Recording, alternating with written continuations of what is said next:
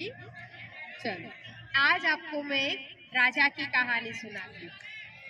क्या होता है, एक राजा होता है कहीं पे, तो उसको जैसे हम लोग घूमने जाते हैं ना, उसको भी घूमने का शौक होता है। वो हर देश में घूमता है, राजाओं से मिलता है और ऐसे वो उसकी जिंदगी बसर कर रहा होता है। तो एक बार वो किसी राज्य में घूमने के लिए जाता है, तो वहां पे क्या देखता है कि 3 मूर्तियां थी। तो 3 मूर्तियां देखी उसने, तो उसको इतनी पसंद आई और मूर्तियां थी भी इतनी सुंदर कि आप देखो तो बोले बस चाहिए मुझे। तो राजा ने उसकी प्राइस पूछी कि भाई क्या प्राइस है। तो दुकानदार ने बताया कि ये तो बहुत महंगी है। तो बोले मैं यहाँ का राजा हूँ, तुम पैसों की टेंशन मत लो, मेरे को मूर्ति चाहिए। तो उसे तो बहुत सारे पैसे, उस समय पे तो सोने की असरफिया थी और वो 3 मूर्तियां खरीद ली। 3 मूर्तियां खरीद ली और वो अपने राज्य की तरफ निकल गए। अपने राज्य में पहुंचा उसने, महल में अच्छे से, जो मेन रूम था उनका जहाँ अतिथि आते थे सबकी नजर ज्यादा पड़ती थी, वहाँ बीचों बीच उन 3 मूर्तियों को सजा दिया। अब वो 3 मूर्तियां सजा दी उसने और सभी नौकरों को और घर वालों को सबको बोल दिया कि इसका स्पेशल ध्यान रखना, ये 3 में से कोई भी मूर्ति टूटी तो तुम लोगों की हालत खराब कर दूंगा। तो सब लोग नौकर चाकर जितने भी राज्य में थे ना, सब लोग दूर दूर दूर रहते थे और ज्यादा उसके पास नहीं, सफाई करने के लिए 1-2 नौकर स्पेशल रखे थे। तो बोले वही उसकी सब देखभाल करते रहते थे। एक दिन किसी कारण से वो नहीं थे, तो कोई और उसकी सफाई करने आया और गलती से उसका हाथ लगा और एक मूर्ति टूट गई। अब जैसे ही एक मूर्ति टूटी, पूरे महल में बात फैल गई कि राजा जी की फेवरेट 3 मूर्तियों में से एक मूर्ति टूट गई। तो सारे नौकर जमा हो गए, सारे घर के लोग जमा हो गए और सब टेंशन में आ गए कि अरे बाप रे, मूर्ति टूट गई, अब क्या होगा। राजा तक भी बात पहुंच गई, राजा भी पहुंच गया और जैसे ही राजा ने अपनी फेवरेट मूर्ति को टूटा हुआ देखा, आग बबूला हो गया। इतना गुस्सा कि पूछो मत। उसने तुरंत ही उसको सजाए मौत सुना दी कि तूने मेरी मूर्ति तोड़ी, अब तेरे को मौत की सजा दूंगा।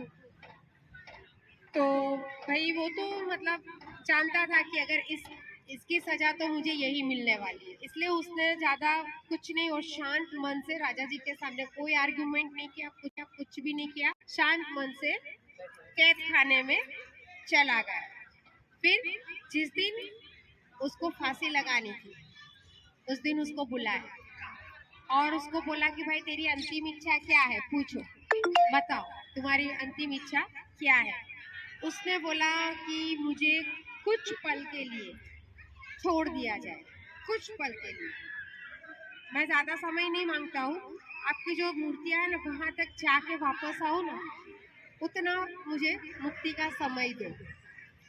अब राजा बोला कि अब ये क्या करने वाला है, अब मरने वाले की विश तो पूरी करनी चाहिए। तो राजा जी ने बोला कि इसको छोड़ दो और उसके ऊपर नजर रखो ताकि वो भाग ना जाए। तो वो जैसे ही उसको बोला कि इसको छोड़ो, तो फटाक से वहां से भागा और जो 2 मूर्तियां और थी ना उस रूम में पहुंच गया। उसे वो दोनों मूर्तियां उठाई, तोड़ दी और वापस आके राजा के सामने खड़ा हो गया और मुस्कुराने लगा।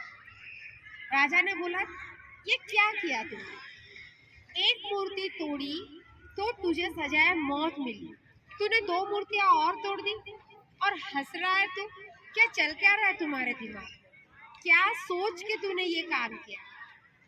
तो वो जो था नौकर, वो बड़े शांत स्वभाव से बोला, देखो राजा जी, मैंने एक मूर्ति तोड़ी, मुझे सजाए मौत मिली, 2 मूर्ति और बची थी, कल परसों महीने 2 महीने साल भर कभी भी कोई दूसरे नौकर से वो टूट जाती, उसको भी सजाए मौत मिलती, तीसरी मूर्ति टूटती, उसको भी सजाए मौत मिलती।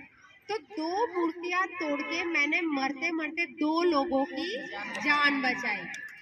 राजा सोच में पड़ गया कि मैं तो राजा हूँ, मुझे प्रजा के प्रति न्यायी होना चाहिए और मैं ये गुस्से में और किसी चीज के मोह में आके ये क्या करने जा रहा था, मुझसे ये बहुत बड़ा अनर्थ हो गया।